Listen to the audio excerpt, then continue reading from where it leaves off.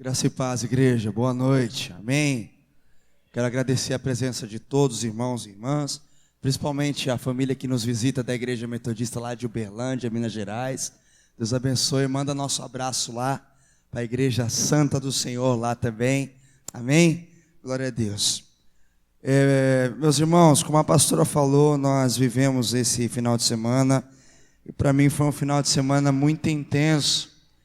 E a gente vai entendendo aos poucos o que a Bíblia diz, que quando a glória de Deus vem num lugar ou desce sobre uma pessoa, a gente não consegue ficar em pé. Foi mais ou menos o que aconteceu isso lá. Teve hora que eu não conseguia ficar em pé de tanto peso da presença do Senhor. E espero que isso faça diferença na minha vida e na vida de todos os que estiveram lá. Porque, na real, quando nós temos uma experiência com Deus, essa experiência nos marca, não é verdade? Quantos já tiveram uma experiência profunda com Deus? Independente de um retiro, mas uma experiência profunda. A gente lembra disso, isso marca a gente, né? E que esse retiro possa marcar você que participou, e que você possa fluir naquilo que Deus quer para você. Amém? Bom, nós estamos numa temática anual sobre amando a igreja e sendo um corpo.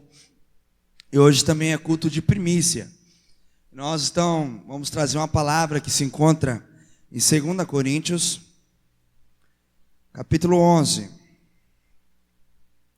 Conforme você for encontrando 2 Coríntios, capítulo 11, como um dos sinais de reverência à palavra do Senhor, procure ficar em pé para a leitura da palavra. 2 Coríntios, capítulo 11. 2 Coríntios, capítulo 11, nós vamos ler apenas 2 versículos.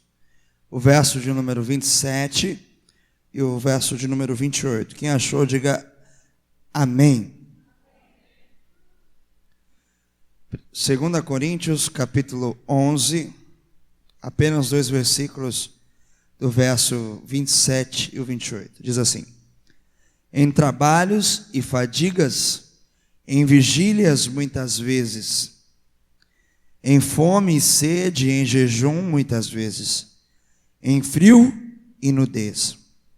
Além das coisas exteriores, há algo que pesa sobre mim diariamente, a preocupação com todas as igrejas. Eu vou estar lendo de novo. Em trabalhos e fadigas, em vigílias muitas vezes, em fome e sede, em jejum muitas vezes, em frio e nudez, além das coisas exteriores, há o que pesa sobre mim diariamente, a preocupação com todas as igrejas. Amém. Oremos mais uma vez. Pai, obrigado pela tua palavra. Traga essa noite compreensão, direção, clareza. E traga também, ó Deus, o exercício da prática daquilo que vamos aprender essa noite. Porque mais bem-aventurado não é aquele que ouve, mas é aquele que pratica. Ó Pai, e nós precisamos, ó Pai, entender para praticar a Tua palavra. Então traz o entendimento e traz a prática do entendimento sobre essa igreja. Em nome de Jesus. Aquela que crê pode dizer amém. Pode se assentar, meu querido e minha querida. Nós estamos e acabamos de ler uma carta que Paulo escreveu para a igreja de Corinto, aonde ali ele expressa algo poderoso. Ele expressa que não é fácil cuidar da igreja, não é fácil trabalhar com a igreja. Então nessa noite eu quero trazer uma palavra cujo tema é, e aí eu gostaria que você repetisse comigo: a igreja me sustenta e eu sustento a igreja. Fala para a pessoa que está ao seu lado mais próximo aí: a igreja te sustenta e você sustenta a igreja. Fale para a pessoa que está na sua frente, mais perto aí: a igreja te sustenta e você sustenta a igreja. Eu quero começar essa nossa reflexão dizendo uma coisa. Quantos aqui alguma vez já discutiram por qualquer causa ou motivo Creio que todo mundo, amém? E discutir não é ruim. Discutir não é algo ruim. E até de certa forma, saudável. Porque a gente precisa discutir pontos de vista. A gente precisa discutir relacionamentos, né? Quem nunca ouviu falar da expressão de uma boa DR, né? Discutir relacionamentos, né? Nós precisamos discutir informações que a gente recebe lá nos encontros e no reencontro. Geralmente a pastora acaba pedindo para uma pessoa fazer uma coisa, aí eu chego na pessoa e peço para fazer outra, aí a pessoa fala: e aí, o que eu faço agora? Espera aí que eu vou ver com a pastora. Aí a gente discute. A pessoa faz o que você quer ou o que eu quero. O que fica melhor? Então, discutir é algo positivo. Obrigado, meu amor. Obrigado. Discutir, de certa forma, é até algo positivo. O problema é quando a discussão se torna briga. Aí é ruim. Quando a discussão se torna briga, aí é complicado. Aí a gente tem um problema. Eu aprendi quando criança, desde pequeno, eu ouvia das pessoas mais velhas: olha, futebol, política e religião não se... E aí a gente vai vendo que porque o Brasil inteiro cresceu com essa mentalidade de que futebol, política e religião não se discute, e a gente foi sendo engolido pela máfia do futebol, a gente foi sendo engolido pela máfia da política, e a gente foi sendo engolido pela máfia que existe também em algumas igrejas. E muitas pessoas também são enganadas em muitas igrejas, por causa que religião não se, futebol não se, e aí a gente não vai discutindo. O que não pode é a gente brigar pelo futebol, brigar pela religião, brigar política, mas discutir tem que discutir, porque discutir no sentido literal da palavra é achar um senso comum, é achar um ponto em comum. Nós discutimos para acertar algo, nós brigamos para acertar alguém, é diferente. Então, meu querido, minha querida, a gente não foi discutindo coisas, e hoje o Brasil está querendo discutir coisas que o governo, que o Estado, que as pessoas não querem discutir, porque durante muito tempo não se discutiu. Então, a população brasileira foi sendo enganada, manipulada por esses 3 sistemas que mais mexem com o povo. E aí, meu querido, por que eu estou falando isso? Porque a igreja é o lugar onde nós temos que aprender, crescer, discutir ideias, porque fazendo isso a nossa igreja cresce, fazendo isso eu cresço com a minha igreja. Então, meu querido, quero fazer uma pergunta aqui: qual é o lugar onde você tem a possibilidade de se autorrealizar, ou seja, de desenvolver a sua vida através do seu trabalho? E aí eu quero fazer uma outra pergunta, porque essa você pode responder: a minha empresa. Mas eu quero te fazer uma outra pergunta associada a essa. Qual é o lugar sagrado que aposta em você? Qual é o lugar sagrado que investe nos seus dons? Qual é o lugar sagrado que investe nos seus talentos? Meu querido, eu ouço muita gente na internet, eu gosto de ouvir pregações, eu gosto de assistir vídeos de culto, mas aquele pastor que eu assisto não investe na minha vida. Aquele culto da igreja que eu assisto nem conhece que eu existo. E às vezes a gente baba o ovo de tanta gente e não valoriza o arroz com feijão e as pessoas que tem na nossa casa. Meu querido e minha querida, eu não estou falando que você tem que parar de ouvir outras pessoas, mas você tem que valorizar o que você tem em casa. Assim como aquela viúva na passagem do profeta Eliseu, que o profeta diz: o que você tem na sua casa?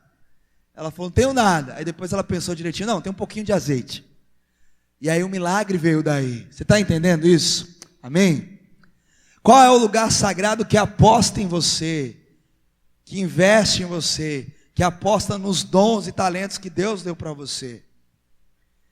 E eu creio que a sua resposta, como a minha, porque se eu estou aqui, se eu sou um pastor hoje, é porque a igreja metodista investiu na minha vida. E eu creio que sua resposta a essa pergunta também deve ser a igreja. Então, à medida que nós investimos na igreja, ela também investe em nós. E à medida que a igreja investe em nós, nós também temos que investir nela. E aí não só financeiramente, em todas as áreas. Estão entendendo isso? Amém? A igreja é aquela mesma que faz parte do nosso sobrenome. Eu sou da igreja metodista. Eu sou da igreja batista. Ah, aquele fulano lá, o Joésio, da igreja metodista. Ah, aquele fulano lá, o Giorgio, da igreja metodista. A igreja já faz parte até do nosso sobrenome. De tanto que ela investe na gente, que a gente investe nela. A gente é conhecido como fulano da igreja X, como fulano da igreja Y. Aliás, nós somos conhecidos como os metodistas. Aleluia. Meu querido, na verdade, nós somos identificados por boa parte da sociedade como fulano da igreja tal. E acreditar na sua igreja, meu irmão e minha irmã, é você subir em degraus de êxito como pessoa, rumo à felicidade que Deus tem para você. Eu não sei se você já parou para pensar nisso, que a igreja pode possibilitar a felicidade para você. Quantos já pensaram nisso? E quantos são felizes com a sua igreja? Amém? A igreja é um lugar que pode oferecer felicidade a você. E aí eu quero compartilhar um pouquinho sobre isso.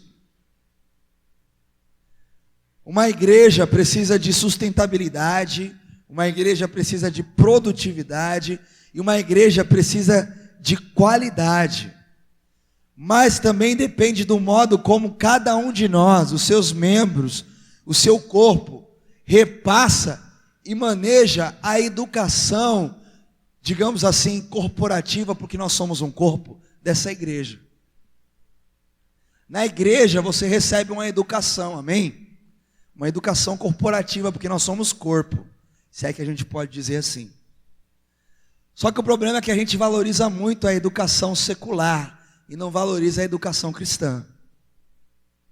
A gente valoriza muito colocar o nosso filho num colégio particular, a gente valoriza colocar o nosso filho na melhor faculdade, mas a gente não se preocupa em colocar o nosso filho na melhor igreja. E nem no lugar onde ele possa crescer como um cristão de verdade. A gente valoriza muito a educação secular e valoriza pouco a educação cristã. E a igreja, a gente tem que investir nela para que ela devolva em nós essa educação cristã. A educação do viver como Cristo quer que a gente viva. Vocês estão entendendo isso? Amém? Quem está entendendo, diga amém.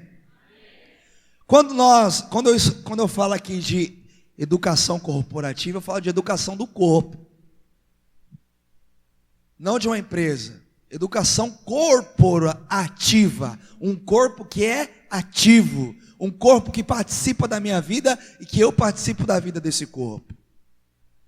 Meu querido e minha querida, se a gente não acreditar e investir na educação, se você não acredita que educação é um bom investimento, comece a investir então na ignorância e vê no que dá. O próprio Paulo lá em Efésios fala que a gente precisa crescer para não ser enganado, manipulado por homens e por ventos de doutrina. Já está difícil de acreditar em Deus, já está difícil de acreditar na igreja, por causa de tanta coisa ruim que está aparecendo aí. Porque o povo não investe em educação cristã.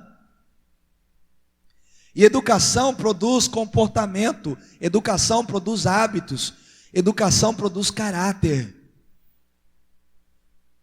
Por isso que nós precisamos investir naquilo que temos e que somos. Porque afinal de contas você é o fulano da igreja metodista. Meu querido, vocês estão entendendo aqui? E aí voltando para o texto agora, tudo que Paulo fez, desde que ele se converteu, tudo que Paulo fez foi levar o evangelho a abrir igrejas, a abrir comunidades. Tudo que ele viveu, tudo que ele sofreu, tudo que ele passou, foi pelo corpo de Cristo, foi pela igreja, foi pelo evangelho através da igreja. E nós lemos esses dois versículos que falam, cara, Paulo sofreu em vigílias, em açoites, em fome, tudo preocupado com ele se doou por isso. Ele investiu a vida dele nisso. Ele investiu, ele acreditou na igreja de Cristo. Ele acreditou. Meu querido, retiro dá trabalho, estava falando isso com o Kiko, retiro dá trabalho, igreja dá trabalho, ser salvo dá trabalho, tudo dá trabalho, porque o caminho é estreito. A porta é estreita. E Jesus disse que no mundo a gente ia ter aflições. Eu não estou iludido e espero que você também não. Tudo que a gente faz, Paulo demonstra isso. Para que o reino cresça, a gente vai sofrer. A gente não vai ficar vivendo uma vida boa. Mas o que importa é que Cristo seja pregado, Cristo seja anunciado, Cristo seja gerado em nós, na igreja. Eu disse isso no reencontro. A gente precisa quebrar a ditadura da felicidade. Porque Jesus não pregou felicidade. Ele pregou arrependimento. O mundo fala que você tem que ter um carro maior, uma casa maior, uma TV maior, um planeta maior, uma empresa maior. Jesus fala, diminua, diminua, diminua, diminua, diminua. Se arrependa, se arrependa, se arrependa. Se arrependa. O mundo criou uma ditadura que a gente mais é educado nessa ditadura de felicidade do que a gente é educado no que Jesus disse. Você está entendendo isso? Essa palavra, é difícil a gente dar um glória a Deus, porque a gente quer ouvir sobre vitória. Quero mais. Né? Mas é isso que é ser igreja, servir a Jesus, entendendo o que o dono da igreja quer do corpo da igreja. Quando a gente investe na igreja de Cristo, e aqui eu posso falar da minha igreja, não posso falar da igreja de ninguém. Quando você investe na igreja metodista com a sua vida, com a sua fidelidade, com a sua oração, com o seu dízimo, você não está investindo no pastor Israel, você está investindo no reino de Deus. Eu falo pela minha igreja, a igreja que eu conheço e que você faz parte.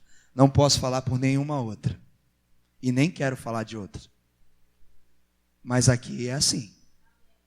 Estão aqui comigo? Como o próprio texto que a gente leu aponta, que a maior preocupação de Paulo, não fecha só a Bíblia não, vamos ler de novo isso aí, é muito forte. Só o verso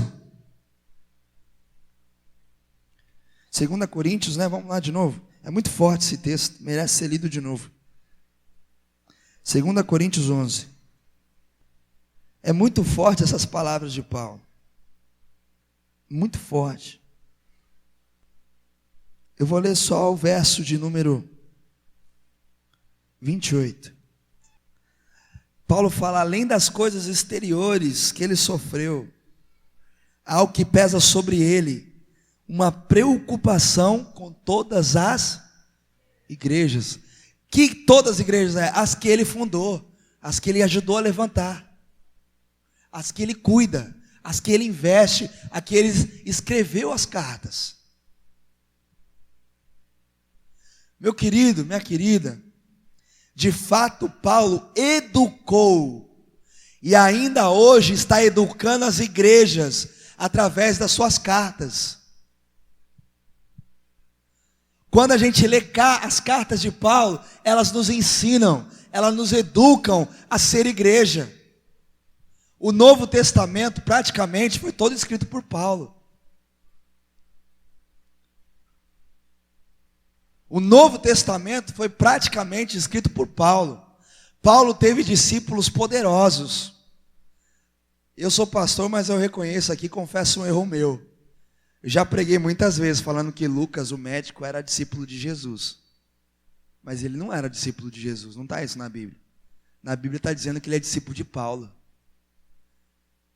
E um discípulo de Paulo que escreveu o Evangelho, olha que coisa doida.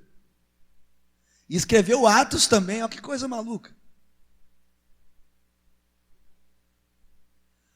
Porque Paulo sempre se preocupou em educar a igreja. Igreja não é só o lugar onde a gente recebe uma bênção e vai embora. Igreja é um lugar onde nós somos educados no Evangelho. Nós somos formados, gerados no Evangelho. Estão entendendo isso? Amém? E como cristãos, cada um de nós, também é exemplo do apóstolo Paulo, precisamos se preocupar com a nossa igreja. Qual é a nossa igreja? Qual é a sua igreja? Ou tem alguém desigrejado aqui? Qual é a sua igreja? Qual é a sua igreja? Metodista da onde? Metodista tem várias. Metodista da onde? Praia Grande. A gente precisa se preocupar com o que é nosso. Essa casa aqui é nossa. E eu quero agradecer porque o domingo passado eu falei que faltava R$200 para a gente pagar o banner. Agora só falta 85. Porque pessoas se preocupam em zelar pela nossa casa. Eu quero agradecer a Deus. Porque tem pessoas que se levantam para investir nessa casa. Não só na parte estética, em outras partes e outras áreas também. Amém? Eu louvo a Deus pela sua vida que está aqui hoje.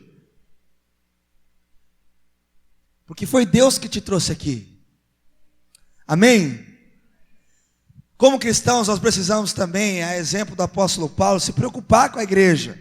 Não só participando das reuniões, não só participando de retiros, não só participando de eventos, mas também ajudando a igreja a avançar, a igreja a crescer. Quanto a igreja avança, a gente avança com ela. Quando a igreja cresce, a gente cresce com ela. Quem é a igreja aqui essa noite? Então fala para a pessoa que está do seu lado. Quando a igreja cresce, você cresce com ela. Quando a igreja avança, você avança com ela. Quem crê e recebe, pode aplaudir o Senhor Jesus por isso?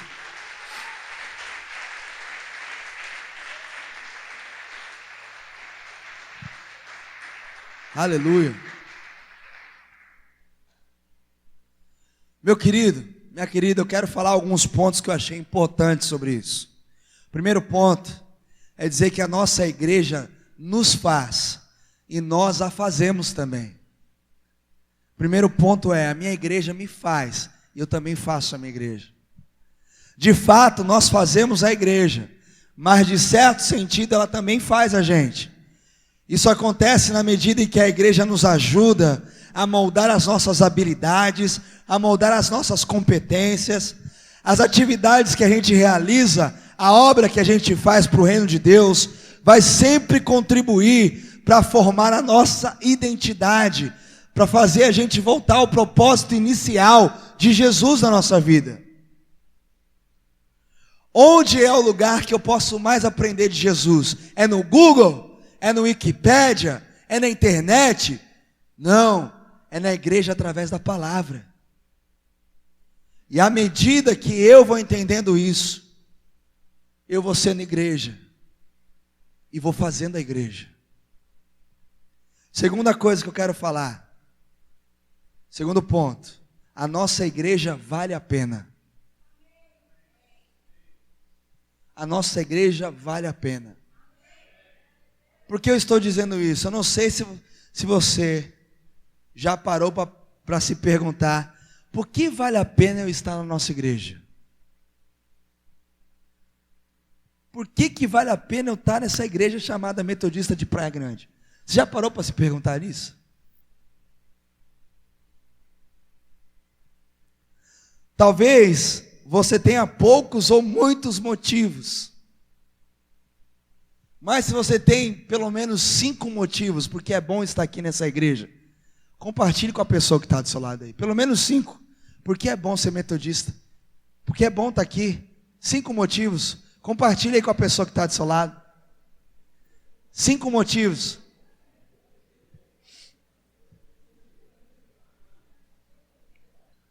Tenta convencer essa pessoa que está do seu lado aí, dando para ela 5 motivos porque é bom ela estar aqui. Você pode falar porque eu gosto da careca do pastor, que eu acho ele fofinho. Te amo, Juan, te amo. Se você não tem 5 bons motivos para estar aqui, você precisa se perguntar isso. Você precisa se perguntar isso. Meu querido, minha querida, a gente usa muito a expressão, não vale a pena. Quantos já usaram essa expressão, não vale a pena? Né? Mas uma coisa curiosa, eu fui pesquisar, que pena, né? Às vezes a gente fala, não vale a pena fazer isso, não vale a pena fazer aquilo, não vale a pena estar na igreja, mas pensando nisso na igreja, que pena que não vale. A palavra pena, ela significa sacrifício, castigo, sentença. Ela tem a ver com direito penal. Ou seja, quando a gente fala que não vale a pena, é que é um castigo. Se eu afirmo não vale a pena estar na igreja metodista, eu estou dizendo, é um castigo estar lá. Está amarrado, né, pastor? A ideia central de dizer não vale a pena, a ideia central é a percepção de que estar na igreja é um suplício. E quando vemos, não foi o que dizemos, valeu a pena ter vindo. Às vezes você saiu já da sua casa triste, não querendo vir aqui.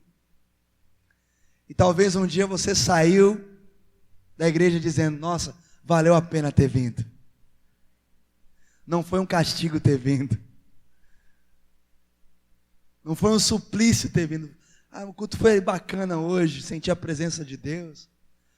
Quantos já aconteceram isso? Deixa eu ver. Você não estava com vontade de vir, aí quando você veio, você saiu e falou, nossa, valeu a pena ter vindo. Ainda bem que eu não fiquei em casa. Olha aí quanta gente.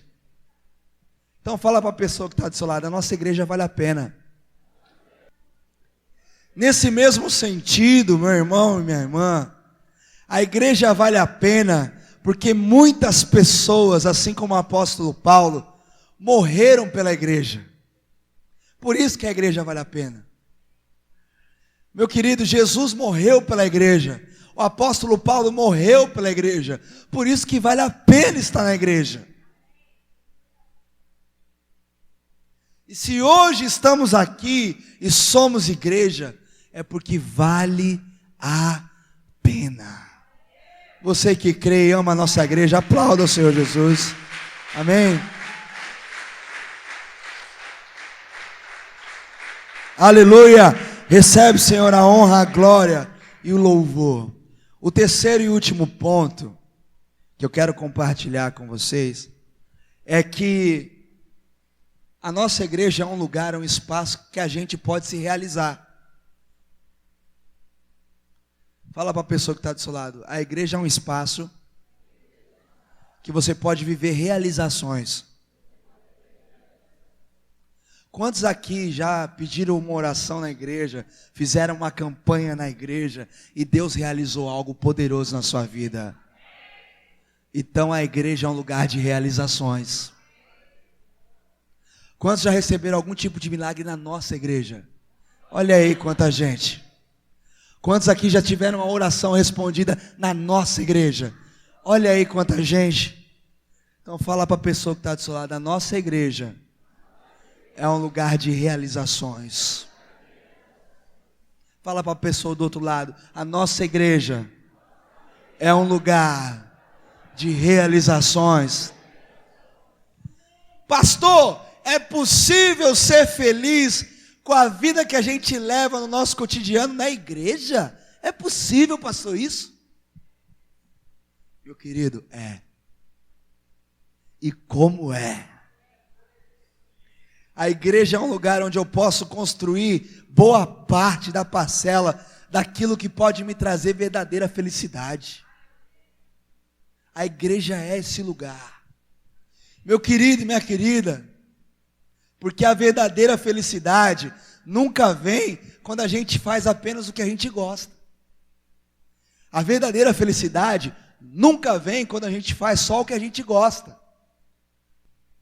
Meu querido, é claro que todo mundo gosta de fazer o que gosta, mas a gente precisa ter consciência que existem etapas na nossa vida que não são necessariamente agradáveis.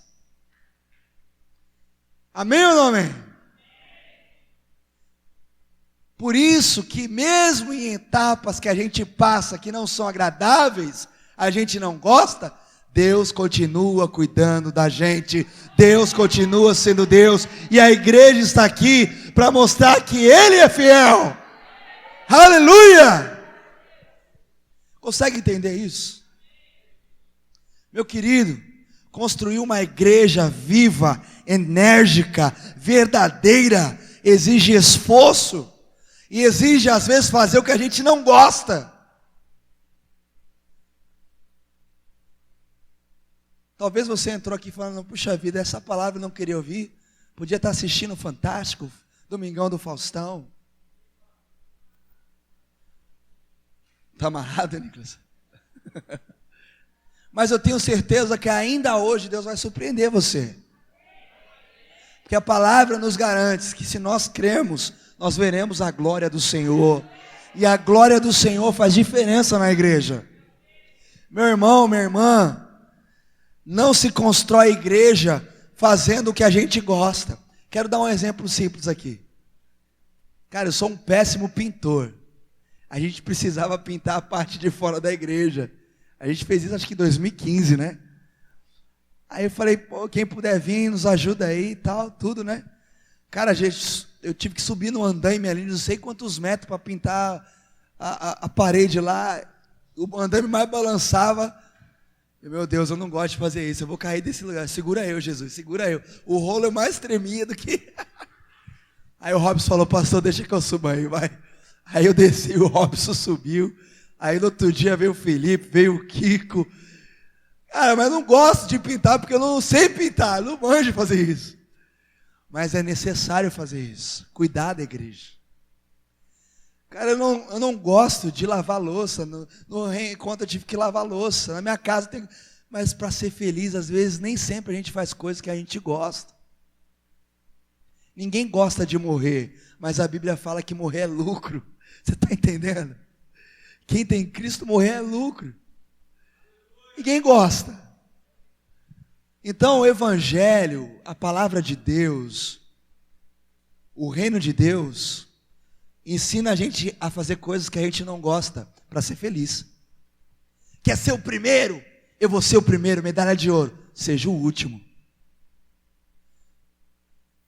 Eu quero ser o bambambam. Então serve a todos. É coisa que a gente não gosta, você está entendendo? Mas assim o reino cresce. Assim o reino cresce. Meu querido, foi assim todo o tempo, em todas as gerações passadas. Você acha que Paulo amava ser preso, ser castigado? Você acha que Paulo amava passar fome? Não, ele não gostava de nada disso, mas ele fez isso por amor à igreja, porque quem ama se doa, quem ama se sacrifica, quem ama se entrega. A gente ama a igreja porque a igreja ainda é de Deus, e eu estou falando da nossa, que eu não posso falar de outros. A nossa igreja ainda é de Deus, quem manda aqui é Deus. Meu querido, se essa igreja fosse minha, com certeza ia ter uma foto minha lá na faixa de lá de fora, escrito, igreja israelense. Mas não é. Essa igreja ainda é do Senhor Jesus. E aí talvez seja por isso que eu e você ainda estamos nela. Amém? Só que servir o Senhor Jesus não é fácil. Ele é exigente. Porque Ele se sacrificou por nós. Mas aqui ainda assim, a gente nem sempre fazendo o que a gente gosta. Eu não gosto de orar. Eu preferia assistir Netflix o dia inteiro. Mas eu tenho que matar minha carne. Eu não gosto de jejuar, eu gosto de comer bem. Haja visto que eu sou gordinho. Mas para mim ser feliz, para mim me realizar, às vezes eu tenho que fazer coisas com Deus e para Deus que eu não gosto. Vocês estão entendendo isso aqui? Mas ainda assim, é um lugar que a gente se realiza, que a gente recebe a graça de Deus. Você pode aplaudir o Senhor Jesus mais uma vez?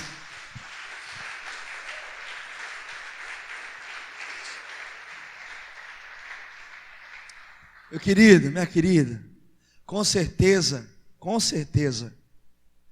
Paulo não amou as coisas ruins que aconteceram com ele. Com certeza, ele não amou. Mas ele amava a igreja. Talvez é isso que falta para nós, amar a nossa igreja. Pastor, mas eu já amo. Glória a Deus por isso. Continue amando. Querido,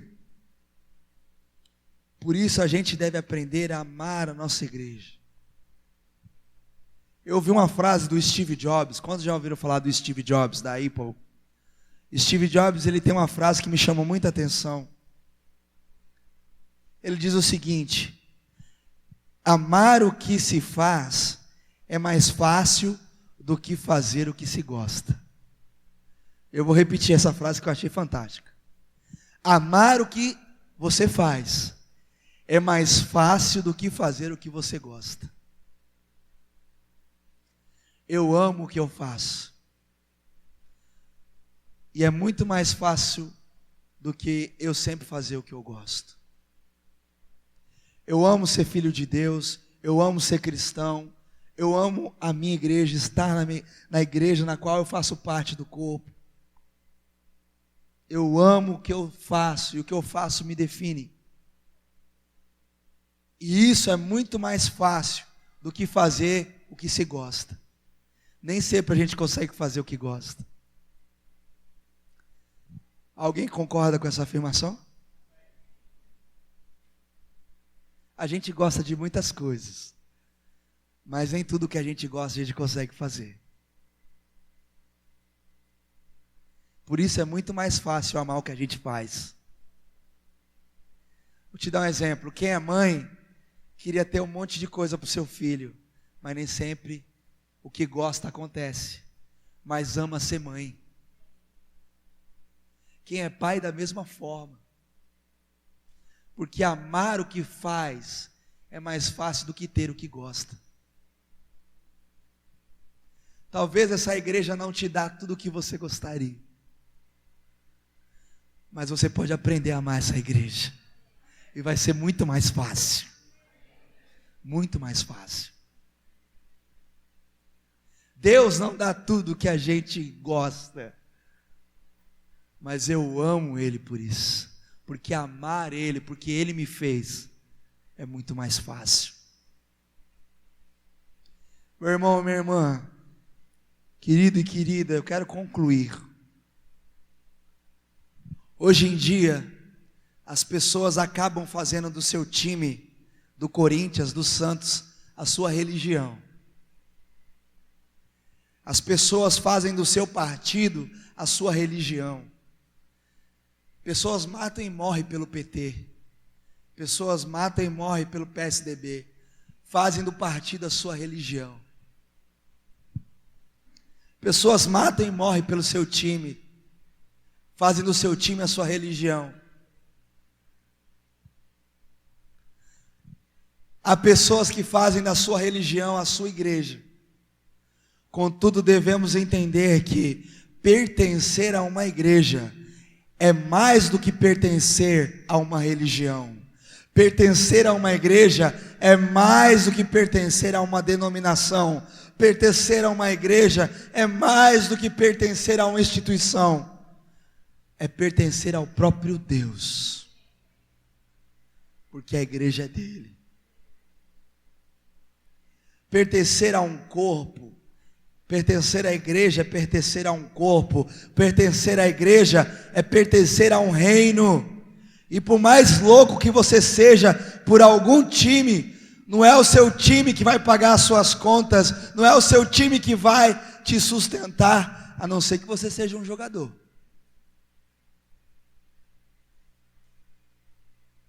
Não é o seu partido que vai te sustentar, a não ser que você seja um político. Mas na igreja, nós temos um dono dela, que nos sustenta todos os dias. Por isso que a igreja me sustenta, e eu devo sustentar a igreja. Você pode aplaudir o Senhor Jesus por isso?